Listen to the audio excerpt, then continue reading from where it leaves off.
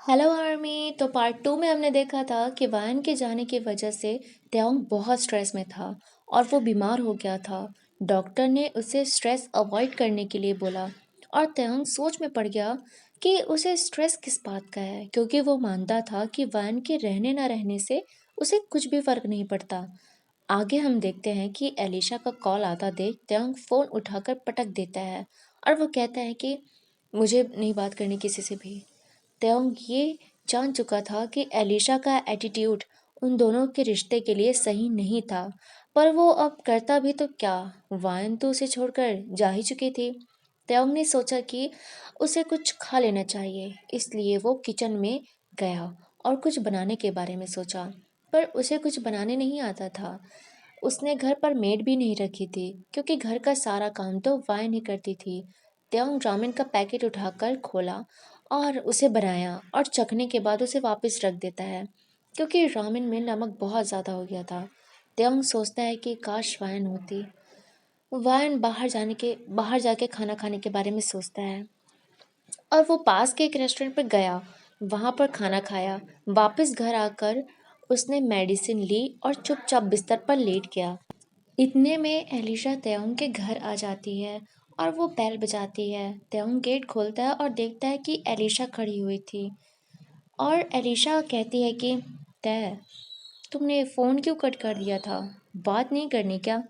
त्योंग कहता है कि मेरी तबीयत ठीक नहीं थी। एलिशा कहती है क्या हुआ, डॉक्टर को दिखाया तुमने? त्योंग कहता है कि हाँ दिखाया, अब ठीक हूँ। एलिशा कहती है तय तुमने मुझ पर हाथ उठाकर सही नहीं किया, पर तुम तो जानते हो how much I love you. त्योंग कहता है हाँ जानता हूँ।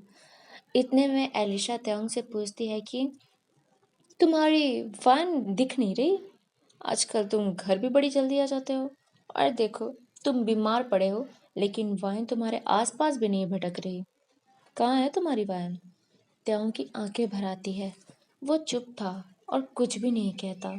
एलिशा वान को आवाज़ लगाती है, miss Wan, hello, where are you, कहाँ हो? तब कोई आवाज़ ना आने पर कहती है कि तय बेबी क्या वान घर पर नहीं है? एलिशा खुश हो जाती है और कहती है अच्छा हुआ नहीं है, अब सिर्फ तुम और मैं, तीसरा कोई भी नहीं। त्योंग को एलिशा की बात पर गुस्सा आता है, पर वो उसे कुछ भी नहीं कहता।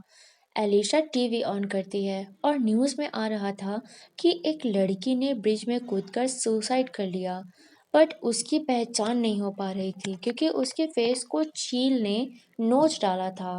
ये न्यूज़ सुनकर त्योंग की रोएं खड़े हो जाते हैं और वो ज़ोर ज़ोर से चिल्लाने लगता है वायन, और वो रोने लगता है नहीं, वायन ठीक है, वायन को कुछ भी नहीं हुआ, वायन मुझे छोड़ के नहीं जा सकती।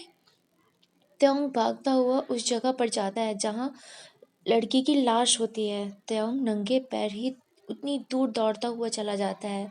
यहाँ पर एलिशा सोचती है कि क्या वायन ने सुसाइड कर लिया? क्या वायन मर गई है? और अगर मर गई है तो क्यों? और ये तय ऐसे रो क्यों रहा है, वो भी उस वायन के लिए? उस जगह पर बहुत भीड़ होती है। त्योंग वहां पहुंचते ही कांपने लगता है और वो बड़बड़ाते हुए धीरे धीरे कदमों को बढ़ाता है, नहीं, वह नहीं, वह नहीं। पर जब वो लड़की को देखता है तो वो डर जाता है क्योंकि उसकी हाइट वायन जैसी थी, पर उसका फेस पूरा बिगड़ा हुआ था।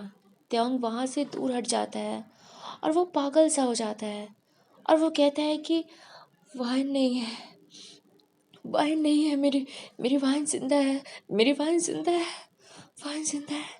और वो वाइन का नाम ले लेकर बहुत जोर जोर से रोने लगता है। सब उसे देखने लगे। तभी पुलिस ऑफिसर त्योंग के पास आकर कहते हैं कि मिस्टर किम, आप यहाँ, क्या आप इन्हें जानते हैं?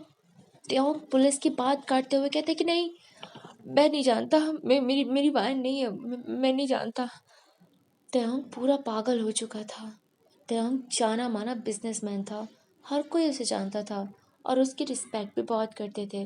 तभी सब उसे बहुत शॉकिंग नज़र से देख रहे थे कि आखिर मिस्टर किम को हुआ क्या। तभी पुलिस उसे घर लेके गए और उन्हें घर छोड़कर पुलिस ने तेओंग से कहा, मिस्टर किम, आप ठीक तो हैं? आप आराम कीजिए। पर तेओंग कुछ भी नहीं कहता। एलिशा तेओंग को अंदर ले जाती है। पुलिस पूछते हैं एलिशा से कि क्या उस बॉडी को आप जानते हैं? क्योंकि मिस्टर किम बहुत रो रहे थे। क्या आप जानते हैं उन्हें? एलिशा कहती है, नहीं नहीं नहीं, वो त्योंग को लगा वो उसकी वाइफ है। त्योंग और उसकी वाइफ की लड़ाई हो गई है और वो अभी अपने घर पे है। त्योंग को मिसअंडरस्टैंडिंग हो गई थी। फिर पुलिस वहाँ से चली जाती है और यहाँ त्योंग एलिशा को बोलता है कि हाँ एलिशा, वो ना अपने घर गई होगी। हाँ, वो अपने घर गई होगी, तुम सही कह रही हो। त्योंग तुरंत फ़ोन उठाकर वैन के पेरेंट्स को कॉल करता है। हेलो डैड, वैन के पापा कहते हैं। अरे तैद, तुम कैसे हो? त्योंग कहते हैं, डैड मैं ठीक हूँ। वैन के पापा को त्योंग की आवाज़ सुनकर लगता है कि कोई परेशानी है। वैन के पापा बोलते हैं, तय सब ठीक तो है ना? वैन कैसी है? बस त्योंग के हाथ से फ़ोन गिर जाता है और त्योंग बेहोश हो जाता है। एलिशा को त्योंग की चिंता होने लगती है। वो उसे बेड पर लिटाती है। थोड़ी देर बाद त्योंग को होश आता है और वो दोबारा कांपने लगता है और एलिशा का हाथ पकड़कर बोलता है कि वायन, वायन कहाँ है? वो वायन नहीं थी ना? वायन जिंदा है ना? एलिशा बोलो ना, वायन जिंदा है ना? एलिशा कहती है कि तय क्या हो गया? तुम कंट्रोल, कंट्रोल थे, कंट्रोल, वो वायन नहीं थी, कम ऑन। त्योंग कहता है कि मैं वायन को ढूंढ लूंगा और वो अपने पैर से उठकर जाने लगता है, पर एलिशा उसे रोक लेती है और उसे गले लगा लेती है और कहती है, कंट्रोल थे, प्लीज़ कंट्रोल। एलिशा रोने लगती है और वो कहती है कि तय, मैं हार गई। आज पता चला मेरे तय की शादी सच में हो गई है। मुझे माफ़ कर दो तय। तुम्हारे अंदर वायन के लिए इतना प्यार दिख रहा है कि मुझे मेरे लिए तुम्हारे दिल में ज़रा सी भी जगह नहीं दिख रही। त्योंग कहता है कि एलिशा, वाइन, वाइन को ढूंढ दोगी ना तुम? प्लीज़, हम वाइन को ढूंढेंगे ना? एलिशा कहती है कि हाँ तय, हम खोजेंगे। वाइन ठीक है, हम खोजेंगे उसे। दूसरी तरफ हम देखते हैं कि वाइन छोटे से घर में होती है और वो खाना बना रही होती है, पर उसका दिल कुछ ज़्यादा ही ज़ोर से धड़क रहा था। वो सोचने लगी, आखिर मेरा दिल इतना धड़क क्यों रहा है? तय ठीक तो होगा ना? वाइन उस विलेज में दूसरे के खेतों पर काम किया करती थी क्योंकि उसे एक शांत जगह में बहुत सुकून मिल रहा था। यहाँ हम देखते हैं कि त्योंग की मेंटल हेल्थ बिल्कुल ख़राब हो चुकी थी और वो मेंटली डिस्टर्ब हो चुका था। उसकी ट्रीटमेंट चल रही थी। वो हॉस्पिटल में एडमिट था। एलिशा उसके बिजनेस को हैंडल कर रही थी। अब एलिशा त्योंग को सिर्फ अपना फ्रेंड समझती थी। वो त्योंग से प्यार करती थी, पर जब उसे महसूस हुआ कि त्योंग वायन को पागलों की तरह चाहता है, तो एलिशा ने मान लिया कि त्योंग वायन का है। Elisha give and take personality की थी। वो एक तरफा प्यार कर ही नहीं सकती थी, पर वायन त्योंग से बिना उम्मीद किए बहुत प्यार करती थी। आखिर 5 सालों से वो यही तो कर रही थी। 5 महीने बाद एलिशा ने शादी कर ली थी और त्योंग अभी भी हॉस्पिटल पर ही था। वो ठीक ही नहीं हो पा रहा था। वो सदमे से बाहर ही नहीं निकलना चाहता था। एलिशा का हस्बैंड मिस्टर जियोन जंगकुक बहुत स्मार्ट था, पर काइंड हार्टेड भी बहुत था। वो दोनों त्योंग का ख्याल रखते थे। त्योंग साइलेंट हो चुका था। वो कुछ भी नहीं कहता था, अक्सर चुप ही रहता था। एलिशा और जंगकुक को त्योंग की हालत देखी नहीं जा रही थी, पर वो वायन को ढूंढे तो कहाँ। उन्हें भी लगता था कि वायन शायद मर चुकी है। दूसरी तरफ हम वायन को देखते हैं। वायन अपनी लाइफ में बहुत खुश थी, पर वो आज भी त्योंग को बहुत याद करती थी क्योंकि वो उससे बहुत प्यार आज भी करती थी। वाइन के विलेज में एक अंकल ने उससे एक दिन पूछा, बेटा, तुम शादी क्यों नहीं कर लेती? हमेशा अकेली सी रहती हो।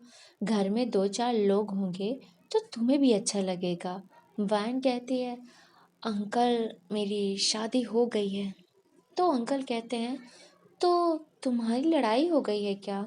वैन कहती है, लड़ाई? काश अंकल ये छोटी मोटी लड़ाई होती, पर मेरी ही दुनिया में मेरी ही ज़रा सी भी जगह नहीं थी। अंकल कहते हैं, वायन, तुम बहुत अच्छी हो, तुमसे कोई कैसे दूर रह सकता है? जिंदगी 4 दिन की होती है, इन 4 दिनों के बाद सब अलग अलग। तो कम से कम इस जिंदगी के 4 दिन तो सुकून से गुजारो। उम्मीद है तुम समझ रही होगी। ये कहकर अंकल वहां से चले जाते हैं। वायन सोच में पड़ जाती है, क्या अंकल सही कह रहे थे? पर उसके दिल में तो मेरी जगह ही नहीं है। वैन सोचने लगती है, पर मेरे दिल में तो है ना। शायद इस 4 दिन की जिंदगी में से एक दिन सुकून का मैं भी ले लूं। एक बार मैं तय को देखना चाहती हूँ। वो खुशी होगा, पर एक बार उसकी हंसी देखना चाहती हूँ। हाँ, मैं एक बार उसे ज़रूर देखूंगी। ये सोचकर वायन तय करती है कि वो तयोंग से मिलने जाएगी, पर वो उससे मिलेगी नहीं, वो उसे दूर से देखकर वापस आ जाएगी। तो ये पार्ट यहीं तक था। आगे के पार्ट में हम देखेंगे कि वायन क्या तयोंग से मिल पाएगी, क्या वो उसे देख पाएगी, और तयोंग कैसा रिएक्ट करेगा। तो आर्मी, आज के लिए इतना ही। मैं नेक्स्ट पार्ट जल्दी अपलोड कर दूँगी। नेक्स्ट पार्ट के लिए मेरे चैनल को सब्सक्राइब कर लेना और बेल आइकन प्रेस कर लेना, ताकि नोटिफिकेशन आप तक जल्दी पहुंच जाए। Thank you army, love you, bye.